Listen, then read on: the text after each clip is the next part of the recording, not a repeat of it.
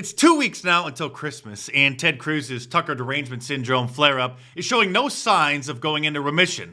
And I guarantee you he will not be able to stop his now daily posts on social media complaining and attacking Tucker Carlson for noticing certain things and asking him a lot of questions and making some critiques about Ben Shapiro's favorite country and their tremendous influence over ours and influence over our politicians.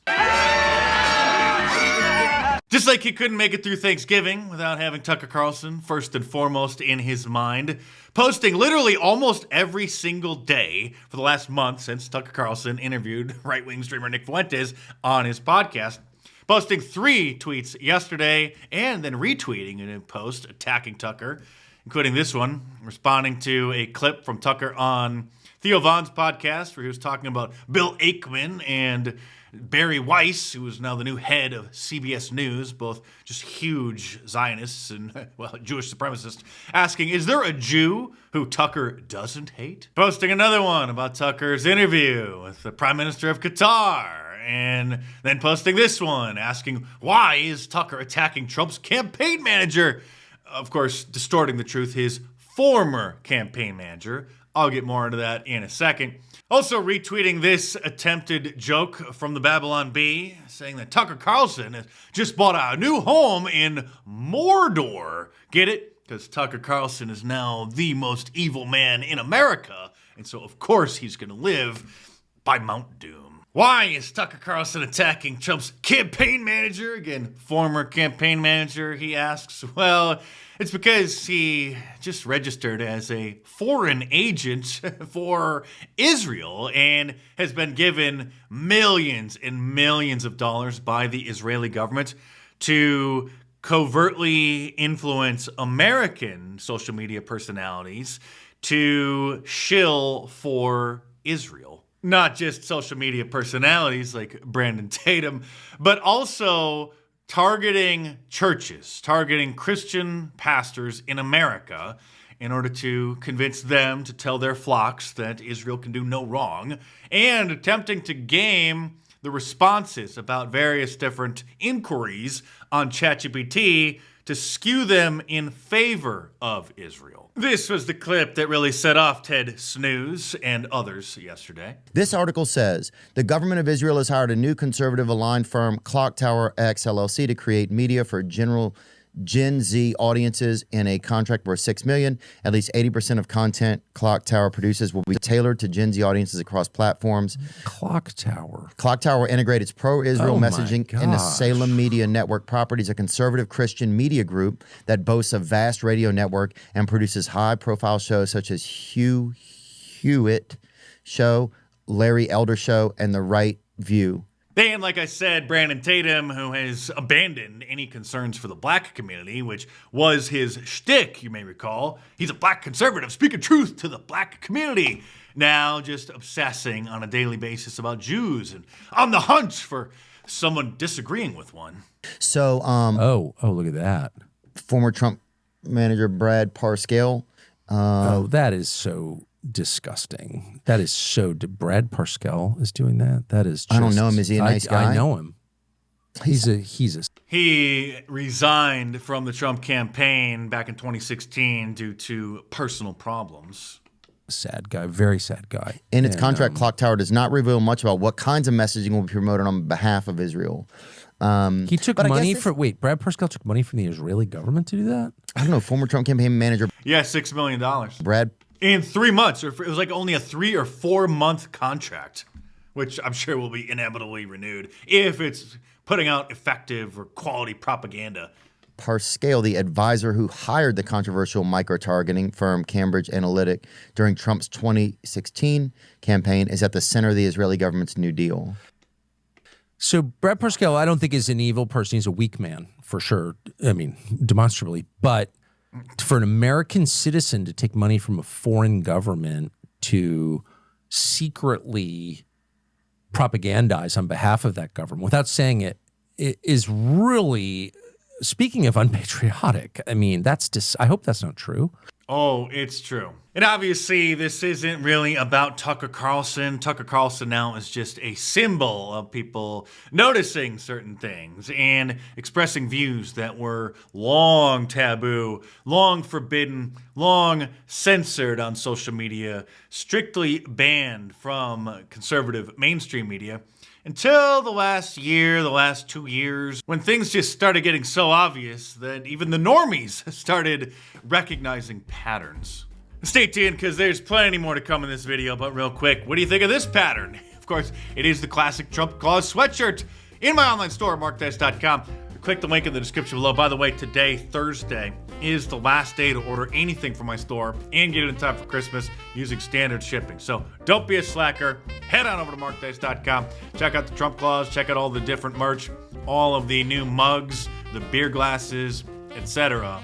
before it's too late. So head on over to markdice.com or click the link in the description below and check them out. Jillian Michaels, the fitness guru, Jewish lesbian who famously left California for Florida during the COVID lockdowns and spoke out against trans women using women's locker rooms and women's spaces, then became embraced by so many on the right because people are such morons. They adore and worship celebrities. Has a podcast like literally every celebrity on planet Earth. And she is still extremely upset as well about Tucker Carlson interviewing Nick Fuentes and pressured Don Jr. to denounce him. Now you're starting to see some of the things in the alt-right fringe of the Nick Fuentes and the young Republican group chat that is racist and that is scary and sexist to an alarming degree. Oh no, it's alarming to make jokes in a group chat with someone like Nick Fuentes. And I'm wondering, you're seeing this kind of fracture of the left. I'm seeing people who are more moderate become alarmed. And people on the right are like, yeah, whatever, not a big deal. Normal people feel that way, yes, except for a little clique that continues their meltdown. But continue. I'm here to tell you it's a big deal. And I think it's a celebrities know it's best. Big deal. Because all of those people that your dad invited in, Tulsi, Kennedy, myself, inadvertently, right? All of these more. We don't care what you former Democrats have to say. You're the ones who joined our party, okay? We're in control. We're steering this ship. If you don't like it, then go back to California. If you see it as a problem for the right in the midterms and in 2028, because I think if this continues without it being fully condemned aggressively, I think you get Gavin Newsom for president, and I know what that looks like, and it's scary stuff. The lunatics have been condemning Tucker Carlson every single day for the last month. I'm good friends with Tucker, and I actually don't think he's really all that radical at all. I do see a lot of stuff that's sort of manufactured crises. I see a lot of sort of the neocon handles trying to create these conflicts to break it up because they want to go back to the old ways, not the America First ways. Look at how upset she is. She is just seething. I mean, what's next? Is the former Daily Wire it girl Brett Cooper also going to refuse to denounce Tucker Carlson when pressed in an interview? Oh, wait, what's this? When Ted Cruz says, this senator who had this exchange with you says, now is a time for choosing. Either you call out this guy or you're a coward and you're complicit. Is he right at all? I think that as Americans, you should be allowed to listen to whoever you want to listen to. I don't think that I need to sit here and condemn anyone either way. There are things that Nick says that I don't agree with. There are things that Ted Cruz says that I don't agree with. I'm not going to sit here and condemn either of them. I don't know if either of them actually like me. Nick has said that he does not like me at certain times and then he loves me. I was in a movie with Ted Cruz and we have had conversations and then he calls me an angry woman on X. Like I don't take it personally. I'm not concerned. I'm not going to condemn anyone. And I don't think that we should be sitting here telling people what they need to believe or who they need to condemn. We should be focused on positive solutions, on driving a positive future for Gen Z. We're about to be the hugest, most significant voting bloc. And you need to get Gen Z and hold on and provide solutions for them to have a better life. Oh no, Ben Shapiro's little protege has turned to the dark side.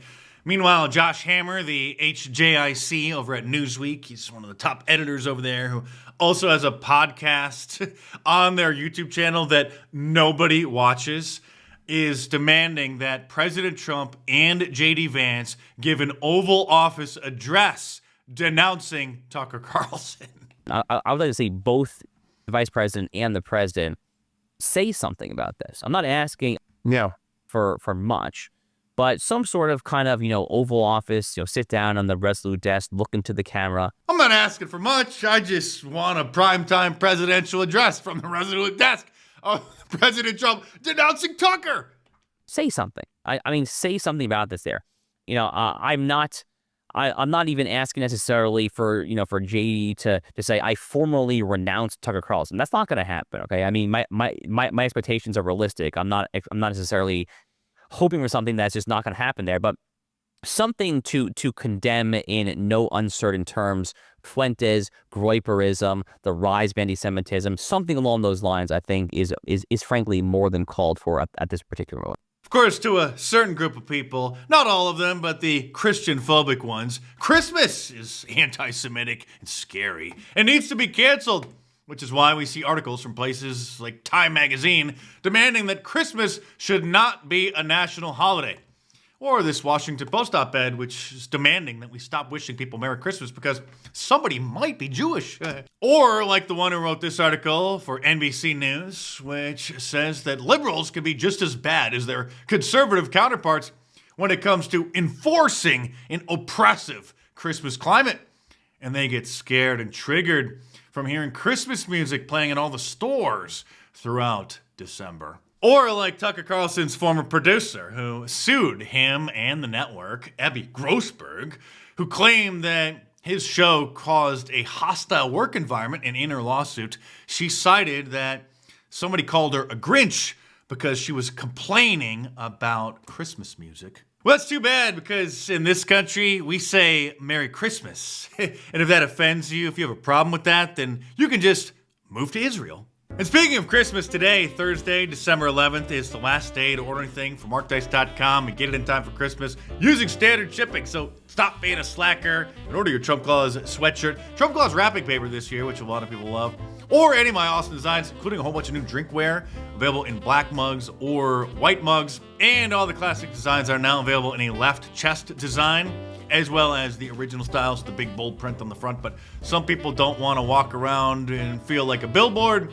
And so a lot of people do enjoy the more subtle, more discreet designs. So all available from my online store at markdice.com. So be sure to head on over there or click the link in the description below and check them out.